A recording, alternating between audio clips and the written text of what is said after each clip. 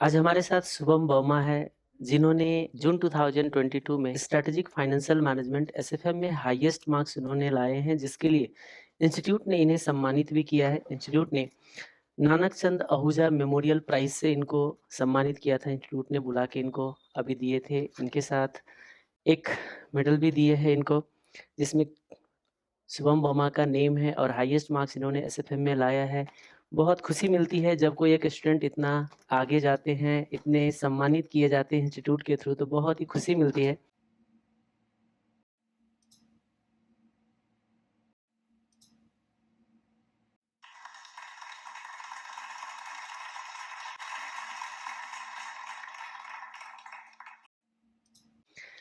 तो मैं सबसे पहले तो शुभम वर्मा को स्वागत करना चाहता हूँ। स्वागत है शुभम वर्मा, और बहुत-बहुत बधाई कि आपने इतने बड़े अचीवमेंट लाए और आपको इंस्टीट्यूट की तरफ से सम्मानित किया गया। आप क्या सोचते हो कि एसएफएम में जो हाईएस्ट मार्क्स आ जाएगा, ये पहले से आपने सोचा था कि आ सकता है? नहीं सर, ये तो मैंने बिल्कुल भी नहीं सोचा था और सर अगर मैं अपने बारे में बताऊँ तो सर मैं बिल्कुल भी सर एक टॉपर मटेरियल नहीं था सर। मैं अगर सर ग्राउंड से बताऊँ एकदम बैकग्राउंड से तो सर 10th में मेरे सर 52% थे सर। अच्छा। एंड देन सर मैंने कॉमर्स ली धीरे-धीरे। मैंने उस टाइम देखा 10th में जब एडमिशन नहीं होता आपका हुँ, तो हुँ। थोड़ा मार्क्स का सर होता है, वेटेज होती है थोड़ी। तो उसके बाद सर धीरे-धीरे मैंने पढ़ना स्टार्ट किया, पढ़ने की आदत डाली, प्रैक्टिस करी तो सर आई थिंक आज मैं जाके यहाँ पे आया हूँ सर। इस तरीके से जब इंस्टीट्यूट से सम्मान मिलती है, तो क्या कॉन्फिडेंस आती है आगे कुछ और करने की? डेफ़िनेटली सर, सबसे पहली बात तो मेरे लिए ग्रुप 3 ही निकालना काफ़ी बड़ा अचीवमेंट था, क्योंकि काफ़ी टाइम बाद सर मैंने ग्रुप 3 दिया था, अच्छा। इंटर के बाद। तो थोड़ा गैप आने के बाद थोड़ा कॉन्फिडेंस सर थोड़ा लगता है कि उससे हम कर पाएँगे या नहीं, फ़ोर्स से। बट उसके बाद ग्रुप 3 मेरा निकला एंड जब इंस्टीट्यूट की तरफ से सर ये मेल आया, तो सर मतलब sir cherry on the cake वाली बात हो गई सर मेरे लिए कि ग्रुप 3 भी निकल गया एंड ये अवार्ड के लिए भी सर मुझे इन्होंने ले गए। थर्ड ग्रुप जो है पहले किए थे, और इस बार अभी जनवरी 2023 के अटेम्प्ट में इन्होंने फोर्थ ग्रुप दिया है। तो आपका क्या मानना है कि दोनों ग्रुप आपने बोथ ग्रुप के लिए क्यों प्रिपेयर नहीं किए थे, और क्या आप सजेस्ट करते हो? बहुत स्टूडेंट कंफ्यूज रहता है कि हमें दोनों ग्रुप एक साथ जाना चाहिए और एक ग्रुप के लिए जाना चाहिए। क्या सजेस्ट करते हो आप? डेफ़िनेटली सर, इस चीज़ में सर मेरे को भी बहुत कन्फ्यूज़न थी एंड अगर इस बारे में सर मैं बात करूँ तो फर्स्टली सर मैं काफ़ी रिस्पेक्ट करता हूँ सर जो भी बोध ग्रुप देता है एंड जिनकी एआईआर आती है, नो हुँ, डाउट सर हुँ। वो हमसे ज़्यादा सैक्रिफाइसेज़ एंड एफर्ट्स करते हैं, जेन्युइनली डिज़र्व करते हैं रिस्पेक्ट। बट सर बच्चे को व्हाइल डिसाइडिंग कि उन्हें बोथ देना है या सिंगल देना है, कभी भी उन्हें ये चीज़ प्रेशर में नहीं डिसाइड करनी चाहिए कि बोथ ग्रुप देना चाहिए। Because sir I think both group देने से, एआईआर आने से आपको सक्सेस की गारंटी एंड ड्रीम जॉब मिल जाएगी, इस बात की कोई गारंटी नहीं होती। बिकॉज़ सर मैंने 2-3 सालों से कैंपस का भी पैटर्न फ़ॉलो अप किया एंड मैंने वहाँ मोस्टली ये देखा है कि मैक्सिमम कंपनीज़ आपको सीएमए इन फर्स्ट अटेम्प्ट बोलती है। तो उसका मतलब यही है कि आप सिंगल ग्रुप देके भी अगर फर्स्ट अटेम्प्ट बनते हैं तो आप शॉर्ट लिस्टिंग हो जाएँगे।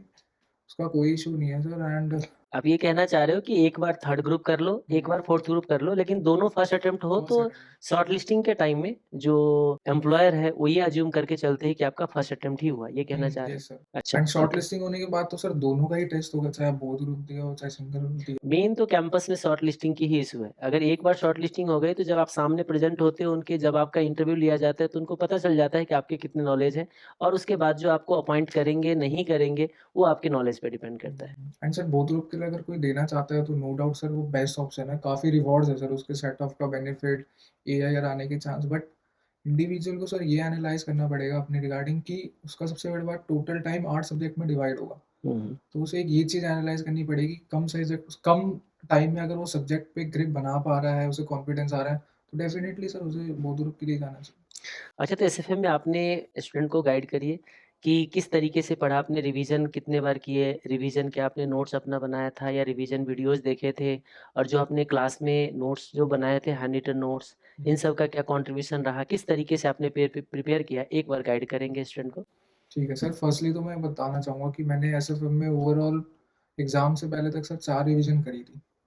एंड ओके, नॉर्मली सर मैंने भी क्लास ही देखी फर्स्ट, जो स्टैंडर्ड प्रोसीजर होता है, पहले क्लास देखी ठीक एंड है। फिर सर मेन तो सर जो आपके हैंड रिटन नोट्स है सर उसका सर मैं काफ़ी सर बड़ा फ़ैन हो गया था। वो इतनी लेमैन लैंग्वेज में सर आपने एफर्ट्स और एनालाइज़ करके इतना अच्छे में सर प्रेज़ेंट करके दे हुँ, रखा है हुँ। कि स्टूडेंट को मेरे हिसाब से हर क्लास के बाद ज़रूरत भी नहीं है एक नोट्स बनाने की। तो अच्छा।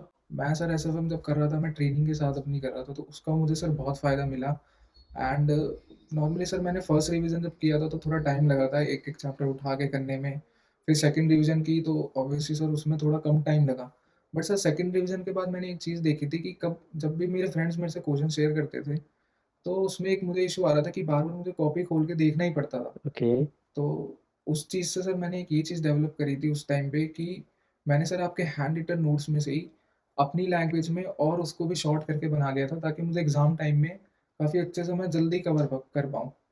तो एक ये चीज़ मैंने ये सर ध्यान ऐसे करी रखेंगे थी। आप लोग, एक बहुत ही छोटा-सा पॉइंट बोला है, लेकिन हमेशा मैं क्लास में बोलता हूँ कि देखिए आपके एक शॉर्ट नोट्स होना चाहिए जो एग्ज़ाम से पहले रेफ़र करना है, क्योंकि देखो हर एक स्टूडेंट की जो प्रॉब्लम आने की, क्योंकि हो सकता है एक स्टूडेंट को जहाँ पे प्रॉब्लम आता हो दूसरे स्टूडेंट को एग्ज़ैक्टली सेम पॉइंट पे प्रॉब्लम ना आए। तो डेफ़िनिटली आपको सर। पता है कि आप कहाँ पे आपको प्रॉब्लम आ रही है, वो चीज़ों को आपको रिवाइज़ करना है, क्योंकि हर एक स्टूडेंट की जो अंडरस्टैंडिंग लेवल होती है, वो कैपेबिलिटी जो होती है वो अलग-अलग होता है। इसलिए आपको अपने आप को सेल्फ असेसमेंट करके देन उसके बाद सोचना है। रिवीजन वीडियो भी रेफ़र किए थे? रिवीज़न वीडियो भी सर पहले फॉरेक्स के लिए मैंने किया था सर ओके। बट थोड़ा मैं सर ट्रेनिंग के साथ ही मेरा सारी चीज़ें चल रही थी पढ़ाई वगैरह तो मैं इतना नहीं कर पाया था सर, सारी नहीं देखी थी मैंने। अच्छा, ट्रेनिंग कहाँ से चल रहा था आपका? ट्रेनिंग सर मैंने फर्स्ट इंटर के बाद सर मैंने फर्म में जॉइन किया था 2-3 ओके। महीने के लिए, तो हुँ, वहाँ हुँ। काफ़ी एक अच्छा एक्सपोज़र था। फिर मेरे को बीएचएल में वैकेंसी आई, हुँ, फिर हुँ। मैंने वहाँ बीएचएल में अप्लाई किया, फिर बीएचएल 1 साल सर मैंने पूरा अपने ओके। आर्टिकलशिप से क्या सर करी। एक्सपीरियंस रहा बीएचईएल का? क्योंकि स्टूडेंट पूछते रहते हैं कि सर मेरे को ट्रेनिंग में आईओसी बुला रहे हैं, बीएचईएल बुला रहे हैं, पीएसयू है, का सिर्फ़ वहाँ पे टाइम पास होंगे, काम करने का अपॉर्च्युनिटी नहीं मिलता है, तो क्या करना चाहिए? आपका क्या सजेशन रहता है कि पीएसयू में टाइम पास ही होते हैं या वहाँ पे सीखने को भी मिलता है? देखिए सर बीएचएल कोई भी पीएसयू हो या कोई बड़ी ऑर्गेनाइज़ेशन हो, तो उसमें सर बच्चे को जाना ही चाहिए क्योंकि सर जब हम बड़ी ऑर्गेनाइज़ेशन में जाते हैं, तो हमें कॉर्पोरेट कल्चर का पता चलता है। हाँ, हाँ, हमें ये बिल्कुल। पता चलता है कि सर जो हम पढ़ रहे हैं, उसकी एक प्रैक्टिकल एप्लीकेबिलिटी भी है सर। हुँ, तो डेफ़िनेटली जाना चाहिए और सर टाइम पास वाली बात तो ये है सर, ये तो आपके ऊपर है। आप अगर हुँ। टाइम आपका खाली है, तो आप उस टाइम पढ़ सकते हैं सर। बिल्कुल, बिल्कुल, सही बात है। यस।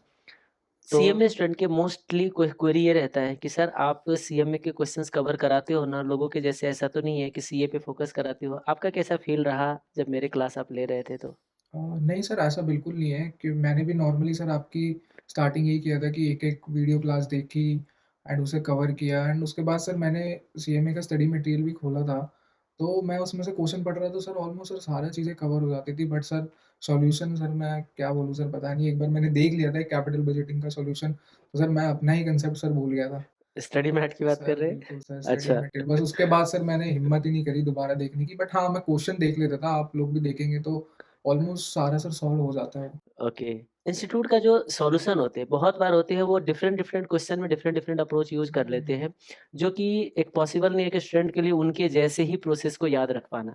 मुझे इतना पता होता है कि कॉन्सेप्ट आपको पता होना चाहिए, पूछता क्या है वहाँ तक आपको पहुँचना है, बस सिंपल। इस चीज़ों को अगर ध्यान रखें तो प्रोसेस कैसे भी फॉलो करें तो काम चल जाता है। हुँ। तो आगे का क्या प्लान है? 4th ग्रुप तो आपने अभी अपीयर किया है और आप इस बार सीएमए भी बनेंगे, उसके बाद क्या प्लान है? जॉब में जाना है या फिर सोच रहे हैं कि कुछ अपना प्रैक्टिस करेंगे? सर अभी स्टार्टिंग तो सर मैं जॉब से ही करना चाहूँगा बिकॉज़ मेरे हिसाब से प्रैक्टिस के लिए एक अच्छा नेटवर्क चाहिए। हुँ, हुँ। तो फर्स्ट सर मैं जॉब करके थोड़ा अपना एक्सपीरियंस बना के फिर देखेंगे सर क्या करना है। ओके, जी, ओके। फाइनल में। आपका क्या सोच रहा है? फैमिली का एंड फ्रेंड का क्या रोल रहता है आपके रिज़ल्ट में, इतने बड़े अचीवमेंट में?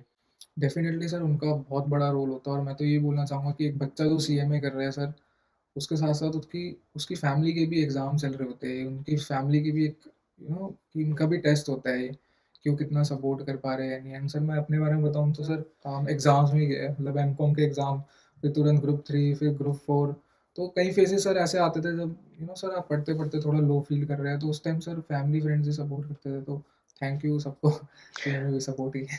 और कुछ स्टूडेंट का ये मानना रहता है कि घर में रह के जब पढ़ते हैं तो गेस्ट वगैरह आ गए, थोड़ा-सा डिस्टर्बेंस ज़्यादा होता है तो सर लाइब्रेरी में बैठ के पढ़ लेना चाहिए। आपने भी लाइब्रेरी जॉइन किए थे कभी या पूरे के पूरे जो रिवीजन या पढ़े एग्ज़ाम टाइम में घर पे बैठ के पढ़े?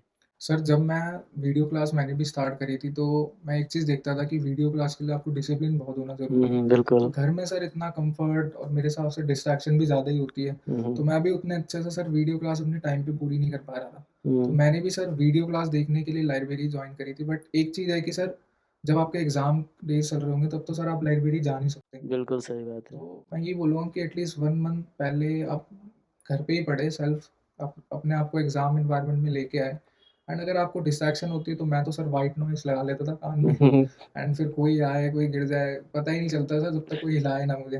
Okay, okay. तो मेरा तो सर ये था। जब हम लोग एसएफएम पढ़ते हैं तो स्टॉक मार्केट का भी जैसे डेरिवेटिव पढ़ते टाइम फ्यूचर का प्राइस कैसे मूव कर रहा है, कैश प्राइस कैसे मूव कर रहा है, हम कंपैरिज़न कराते हैं, कॉल पुट का एक बार ट्रेड करके दिखा देते हैं। लेकिन मैं कभी सजेस्ट नहीं करता स्टूडेंट को कि आप ट्रेड करो। आपको क्या लगता है एग्ज़ामिनेशन में इसका भी कंट्रीब्यूशन होता है या एसएफएम को पढ़ते टाइम किसी चीज़ों को समझने के लिए अगर ये प्रैक्टिकली देख रखे होते तो कितना इसका हेल्प मिलता है हमारे जो कोर्स कंटेंट में? सर स्टॉक मार्केट का तो सर मुझे 12th के बाद ही इंटरेस्ट था। मैंने काफ़ी मूवीज़ भी देखी थी, जैसे आपको पता हो तो वुल्फ ऑफ वॉल स्ट्रीट करके एक मूवी है बिल्कुल। काफ़ी फ़ेमस, तो उसमें इंटरेस्ट था, बट सर वो कॉन्फिडेंस नहीं आता था, कुछ चीज़ें समझ में ही नहीं आती थी, चल क्या रहा है ये ओके। ऊपर-नीचे एकदम। बट सर आपके वीडियोज़ क्लास देखने के बाद एक तो सर बेसिक कांसेप्ट का एनालाइज़ेशन थोड़ा अच्छा हो गया, एंड आपने कई बार सर प्रैक्टिकल ट्रेडिंग भी दिखाई है, सारा न्यूज़ से सब चीज़ें लिंक करके, तो वो चीज़ें सर डेफ़िनेटली हेल्प तो आपको करेगी। तो जिस आपने सारे पेपर का क्लासेस लिए थे? नहीं सर, मैंने सारे सब्जेक्ट्स का क्लास नहीं लिया था। मैंने कॉस्टिंग जो है अपने ग्रुप 3 में and cost management audit sir मैंने सेल्फ ही किया था सर वो। क्योंकि इंटर में आई थिंक उसका बेस अच्छा बन जाता है एंड काफ़ी हद तक वही है, बाकी थोड़ा बहुत एडिशनल यूट्यूब से सर मैंने कवर कर लिया था। सारी सब्जेक्ट की सर क्लास लेना आई थिंक वो भी बहुत हेक्टिक हो जाता है, क्योंकि सेल्फ स्टडी का जितना कम टाइम मिलेगा, हुँ, उतना हुँ। ही सर दिक्कत है। वैसे आपका तो दोनों एक्सपीरियंस रहा ऑनलाइन एग्ज़ामिनेशन का और ऑफ़लाइन एग्ज़ामिनेशन का। आपने ग्रुप 3 जो है, अभी पिछले अटेम्प्ट में आपने ऑनलाइन दिए और इस बार आपने ऑफ़लाइन दिया। क्या एक्सपीरियंस रहा आपको ऑनलाइन और ऑफ़लाइन की? सर मैं यही बोलना चाहूँगा कि जैसे हम पढ़ते तो सब ऑफलाइन ही है सर, पेन कॉपी उठा के, बट ऑनलाइन एग्ज़ाम देना सर वो एक अलग ही चैलेंज था कि आप सॉल्व कर रहे हो एक रफ पेपर पे, उसके बाद आपको पीसी पे क्या रिप्रेजेंट करना है, एंड काफ़ी इशू भी आता था उस चीज़ों में, कई बार पीसी सर बंद हो जाता था। तो सर उस टाइम हार्ट बीट बिल्कुल बंद हो जाती थी कि भाई ये क्या हो गया? एंड बट ये तो तो उसके लिए सॉफ्टवेयर। एक्स्ट्रा टाइम देते थे? नहीं, नहीं सर, बिल्कुल एक्स्ट्रा टाइम नहीं, वो कई बार 1 मिनट तक भी बंद हो गया तो आपका टाइम जा रहा है उसमें। अच्छा, बट ये था कि सॉफ्टवेयर इतना था चलो कि सेव हो जाता था जो आपने लिखा है, बट सर अच्छा। ऑफलाइन ही सर ठीक है ओवरऑल। भाई पढ़ते हम ऑफलाइन हैं एंड एग्ज़ाम ऑनलाइन, तो अभी सर मेरे हिसाब से इतना डेवलप नहीं हो पाया है चीज़ें, क्योंकि ओके। लाइट का इश्यू, नेट का इश्यू, बहुत चीज़ है सर। वो अलग ही टेंशन हो जाती है एग्ज़ाम के अलावा भी। तो ऑफलाइन सर मैं तो बोलूँगा सही है सर। मेरे तरफ से आपके लिए एक छोटा-सा एक ट्रॉफ़ी है और बाकी गिफ्ट भी है जो बाहर है वो आपको मिल जाएँगे। थैंक तो यू ये सर, थैंक यू। छोटा-सा हम कह सकते हैं टोकन ऑफ लव है आपके लिए और वन्स अगेन कांग्रेचुलेशन कि आपने इतना बड़ा थैंक यू अचीवमेंट सर, किया है, इंस्टीट्यूट से इतना बड़ा सम्मान मिला है आपको और ये मोटिवेशन आपको ज़रूर लाइफ़ में काम आएगी और ऐसे ही आगे बढ़ते रहिए। धन्यवाद। Thank you sir, thank you.